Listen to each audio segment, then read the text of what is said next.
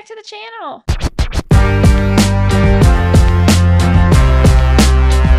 Alright, you guys, welcome back to another week of the Weekly Fab Rundown, where we talk about everything that happened this past week and weekend on wrestling, all the news, the headlines, and everything that happened on Raw and SmackDown. Plus, if there's any PLEs in between, we'll talk about that as well. So let's dive right in. So I'll be honest with you guys, I feel like Raw and SmackDown this week were a little lackluster. I wasn't super into them. There were some great moments, but I feel like overall with the build up to Clash of Paris, it's not there. I don't know if it's just maybe because I'm not invested in some of the storylines going on right now or what it is, but I just feel like it's lacking a little bit. So we're going to start with the most exciting news, and that is that Naomi and Big Jim are having a baby. And I am so happy for them. I think that they are going to be wonderful, wonderful parents. And I know that Naomi has struggled a little bit in the past. She opened up about it on Steph's podcast. If you have not listened to that, go listen to it. It's only 20 minutes where they do their announcement, so it's really good to listen to. But she has struggled a little bit with some infertility stuff, some surgeries, and so I am just super, super happy for both of them, and I cannot wait to see this next chapter in their lives. Naomi said last night in her announcement on Raw that she's given you guys 9 months and some change, and then she's coming back for that title, which is rightfully hers. And honestly, like, a lot of people I saw on X were like, is this disappointing because she was in a good title run? No. To me, I am not disappointed at all. I love Naomi and I love the title run that she was giving us, but I know that this is just an amazing thing for both of them. And I know that when she does come back, if she chooses to come back, it's going to be just even better from her. She's going to work harder, she's going to thrive, and she's going to pick back up right where she left off. So, big congratulations to Naomi and Jim. I am super, super happy for them, super excited, and this is just literally the best news in the world. But let's pick up on SmackDown. And to be honest with you guys, I feel like SmackDown needs something. I feel like out of both shows, it has been a dud recently. Like, I just have not been super intrigued with much that's going on over there, so I feel like there needs to be some kind of shakeup there. But we did see that Sammy officially joined SmackDown, and to be honest with you guys, I'm not hating this Jacob, Jim, and Sammy team. I actually kind of like it. I think it's fun. It adds a new dynamic because we always see Sammy and Jay together. So now we're seeing him with the rest of the bloodline. Plus, we know Sammy is going to go on to face Solo at Clash of Paris for the title. So it gives us new storylines for that title as well. I still think that Jacob should be the one to take it from Solo. I think he should be able to take it back. But I do kind of go back and forth on that because I think Jacob could take a main title very easily. I think he's a star. So I feel like there is a bigger ceiling for him there. And not that there's not for Solo and Sammy, but I think that for Jacob, he is such a star so quick that there is a bigger ceiling there. So I would like to see Jacob take that title back from Solo just because of the way he won it. But I don't know if that's a long-term goal. And then we had Alexa versus Piper Niven. And to be honest with you, I love that we're seeing more Piper Niven on our screen. I've missed her a little bit in the ring and in action, so I like that we're seeing her. I ultimately hope that this pans out to Piper and Alba, which we've already kind of seen a little bit, be a tag team, and then Chelsea be a solo competitor, and that we have that faction. Kind of like Seth, Bronson, and Braun. We have like that faction where we have Chelsea, who is champion in the middle, and then the tag champions on the side. I do want Chelsea to win that belt back from Julia. I don't know if that's in the cards. I don't know what's in the cards for Julia right now. But I think Chelsea needs a belt back because I think the stuff she was doing with the belt was fantastic, and it was way better than what we're getting right now. And it's no shade to Julia because I love Julia. I think she's bright. I think she's a bright star. She's got a bright future. We're just not getting much, and it's the creative. It all boils down to creative, not the superstar. We're just not getting much there. Where with Chelsea, she kind of just did it and made it. So I don't love the way that that's being booked right now. Then we had Mello Don't Miz and Fraxium, and I will say that I want Carmelo to have a solo single title shot. But if this is the way that I get him on my screen, I don't hate it because I feel like Mello needs to be on our screen each and every week. And so if it's in the tag division, that's fine as long as he's on my screen. I do think he is a star. I think he will be in that title picture that Solo is holding eventually. But if this gets Mello on my screen, I'm here for it. I don't hate the combination between Mello and Miz. I actually think it's a fun combination and a fun tag team, and it adds a new dynamic to the tag teams because we have had, the same ones, and they've been doing great. They've been cooking lately, but we have had the same ones, so this adds a new one in that dynamic. And Fraxium is fantastic. They were fantastic in NXT. They're fantastic on SmackDown, and they have nothing but a bright future. At one point in time, when they were in NXT, I was like, all right, it's time to break these guys up, but I'm really glad that they didn't because I feel like that their potential on the main roster is unlimited because they are so good together. And then we had Drew cutting a promo talking about why he attacked Cody. And honestly, like, basically all I got out of this is Drew is delusional. He talked about how Cody attacked him, how he's the good guy in the situation, and Drew's delusional. He's not fully wrong because he's not a bad guy until you push him to his limits, but he's still delusional. Ultimately, I think this is probably going to be one of the best matches at Clash at Paris. I think the chemistry between Drew and Cody is going to be fantastic. Any match that Drew is in is honestly always so good. So I think this is definitely going to be the best match. Do I think the title's changing hands? No. I think Cody keeps it. Would I be disappointed if Drew got it? No, because I kind of like what Drew's doing. I like his personality right now and his attitude, and I like his delusion, and so I wouldn't be disappointed, but I don't think that's going to ultimately happen. And we also had another tag team match with the Street Profits versus DIY. Another great solid tag match. Nothing major happened. Street Profits won.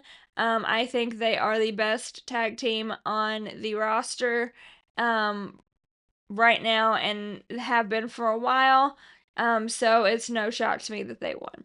So then we are going to move on to WWE Raw. And we started off the show with another Seth promo, but thank God Jay interrupted and said, we're not doing this week because we've had week after week after week of Seth promos. And honestly, I'm just done. Like, I love Seth Rollins, but at some point in time, you have to just we're done. We're done. Quit talking. So Jay said no. Paul Heyman did his little jibber jabbering over here, and basically we got an Extreme Rules match between Jay and Braun for the main event. Then we had Io crashing out. She completely crashed out, you guys, because she went against Raquel and of course, Roxanne interfered like Roxanne does. And so then they attacked Io after she won. And Rhea came out to save the day. And guess who that did not suit well with? Asuka. Because Io literally just told Asuka, like, I got this on my own. Do not come out here. Do not interfere. I'm good.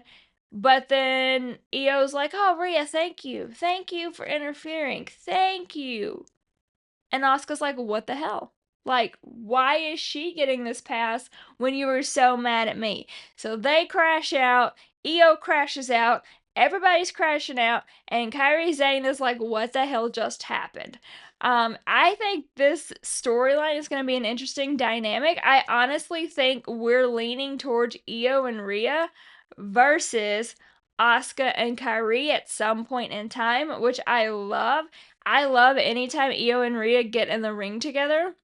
I think it's fantastic. So I think that's eventually what we're leaning towards. That's what it seems like with the promos. We had another Bailey promo. She is hearing voices. She's going through some crazy shit right now. And this is just leading me more and more to believe that Miss Bailey is going to turn heel, and she is going to try and get that title back from Becky. Well, I guess she never had the title, but she had the title shot. So get another title shot and get the title from Becky, I should say. Mr. Iguana impressed me last night. I really enjoyed seeing him. I hope we see more of him and more of the AAA stars in general because I think they're really, really good. Double champ Dom looked good last night, let me tell you. He held up both of those belts, and I was like, that fits him perfect. So September 12th, book it on the calendar. Dom wins both championships because that man is a star and he is carrying it right now, and I'm here for it. But we still see a little bit of Dom and Finn out. We saw Dom talking to El Grande Americano when the Judgment Day was walking out. And Finn kind of questioning what he's doing. Dom's trying to reassure him, like, I got this. We're just protecting ourselves. But Finn's not so sure. So I ultimately think that Finn Dom storyline is still on the train somewhere. Because Finn is just not, he's not having it. He's not having it. And I don't know how it's gonna happen, honestly, because I talked a little bit about how I thought it was gonna be, like Finn and Roxanne, Dom and Liv. Liv supposedly not coming back till 2026. So it should be interesting to see how they spin that if they wait that long. I honestly think if they do wait that long, it will become stale. So I hope that they don't do that. But overall, I'm intrigued. Let's be honest. I'm intrigued. I'm intrigued with everything Dom is doing right now. I think he's fantastic. I love Finn. Demon Finn is my absolute favorite. I wish he would bring that back. So I'm intrigued by this whole thing. Then, of course, we had Becky fighting Natty, and I just say I love seeing Natty on my screen. I have so much respect and love for Natty and everything that she has done for the WWE. I think she is wonderful. I'm not surprised Becky won here, and I'm not surprised that she attacked Maxine and Natty afterwards. But let me tell you, Miss Nikki showed up, put herself back in that title mix, which we needed because we know that they're going to be facing each other. But it's been silent for a little bit. So Miss Nikki showed up. She stood tall last night and put Becky in her place. And I'm excited for this match and this feud because I know it's going to be fantastic with these two. And then, of course, we had the Naomi announcement. We talked about it at the beginning of the show, so I'm not going to talk about it much again. I'm super happy for her and Jim. I loved that her announcement, she still stayed in a little bit of character. That was so fun for that. And I love that she didn't give her title away. She just laid it and said, I'm going to be back. I am interested to see who will move on to face Stephanie for that title at Clash of Paris. I have a feeling we're gonna have like a couple different people battle royale style thing, or a bracket or something. I don't know. I think it's too short to do a bracket, so I think it'll be more of a battle royale. So I'm super excited to see who faces Stephanie for that belt. And honestly, I don't care who it was. I would not be opposed to giving that belt to Stephanie because she's killing it and I love her. The main event was the Extreme Rules match, and Jey Uso came out ready to fight with his little shopping cart, his trash can, all of his weapons in, his little bandana. He came out ready, and ready he was. He pretty much controlled the match for the most part in the beginning. Braun took over, and then Jey took back over. Of course, the Shula Fala and Bronson Reed had to show up, but where there's a Bronson Reed, there is an OTC. The OTC showed up, speared Braun Breaker, knocked the Shula Fala off of Bronson Reed, and helped his cousin secure that victory. And then told Bronson Reed he would see him in Clash at Paris. And I'm excited for it, you guys. I'm excited that we get a Roman match. I am set for any time Roman is on the screen because I think he's fantastic. I know some people don't like how he's like here and there, but he's got a lot going on and it happens. But I am super excited for anything that he does, and I'm really excited for this matchup between him and Bronson. I think it's going to be a great one. I think there's going to be some shady shit going down because there always is with the Paw Patrol. Love that reference, CM Punk. That is going to be my new name for Seth and his group, the Paw Patrol. Love it. So we know there's always some shady shit going on with them, but I'm excited for that match up. And that's basically it, you guys. We had, two okay shows, not the greatest for what I would expect for the build to be, but they weren't bad. So I'm here for it. I'm sat. We will see what happens, and keep tuning in to me, you guys. I have some more football content, get it out, coming this week, and we were going to stay on the wrestling and football train for a while because the season's starting up. But as always, please subscribe to my channel, like, comment, follow me on all of my socials, you guys. You can find them in my bio, and I will see you guys next time.